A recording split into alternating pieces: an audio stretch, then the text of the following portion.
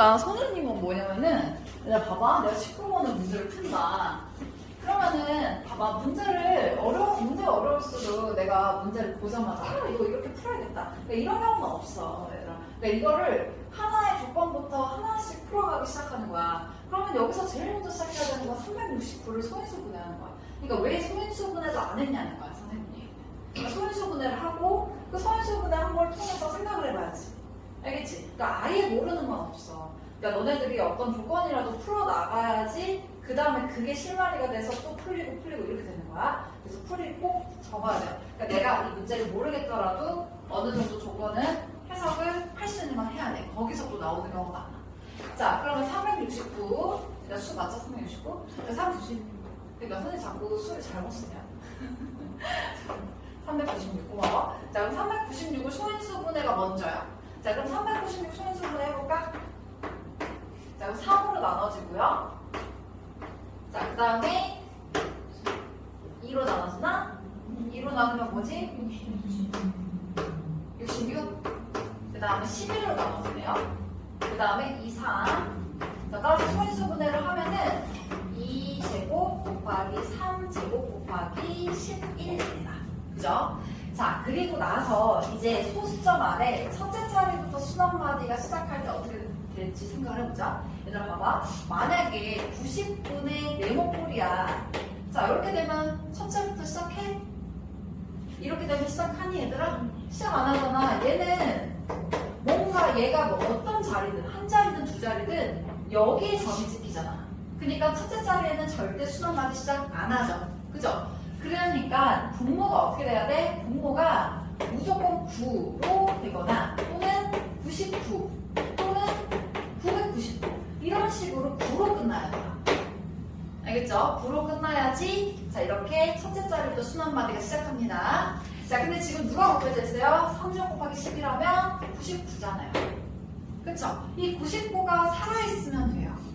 알겠지? 99가 살아있으면 돼. 자, 그러니까 x가 될 수 있는 거. 근데 99가 살아있어야 되는데 예를 들어서 뭐 3이 있거나 또는 9가 있거나 또는 11이 있으면 안 된다는 거예요, 얘들아. 알겠죠? 그러니까 x로 가능한 건 누구만 가능하다?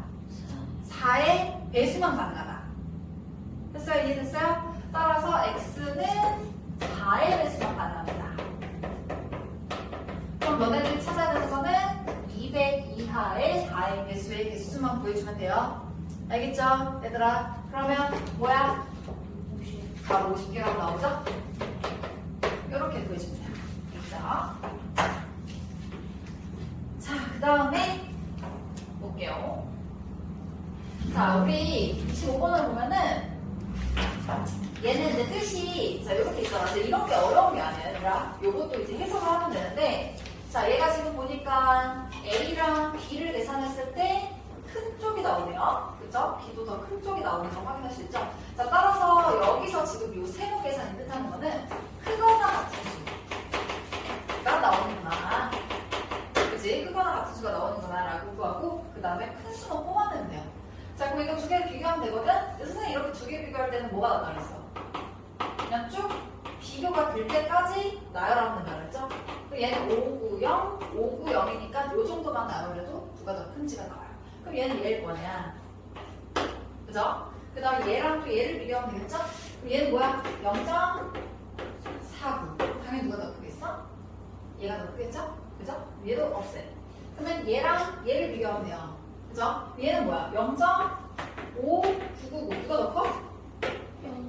얘가 더 크죠? 따라서 요거. 그냥 더 추가적으로 쓰지 않아도 바로 답이 나오죠.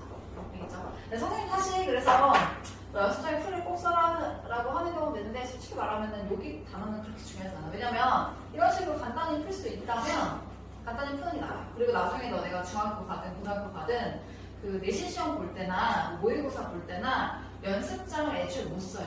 그래서 시험지에다 풀어야 돼요. 그래서 그냥 문제 있는 거에서 푸는 훈련도 많이 해야 돼요. 알겠죠? 그래서 일단은 선생님도 웬만하면은 교재에 풀려고 하는데 근데 풀이가 너무 근데 예를 들어서 내가 문제집에 푼다고 하더라도 풀이가 너무 중요한 걸 쓰면 안 돼. 그래서 내가 하나 너네한테 얘기해 줄 거는 만약에 문제가 있어요. 그리고 이제 그 밑에다가 너네가 풀이를 쓸 거 아니야. 그 풀이를 여기 썼다가 저기 썼다가 여기 썼다가 이렇게 쓰면 안 돼요. 이러면은 반드시 실수가 나와요. 알겠죠? 얘들아? 그래서 풀이는 웬만하면 이렇게 세로 아래 방향으로 풀고, 만약에 그 다음 식이 나오면 무조건 밑으로 내려.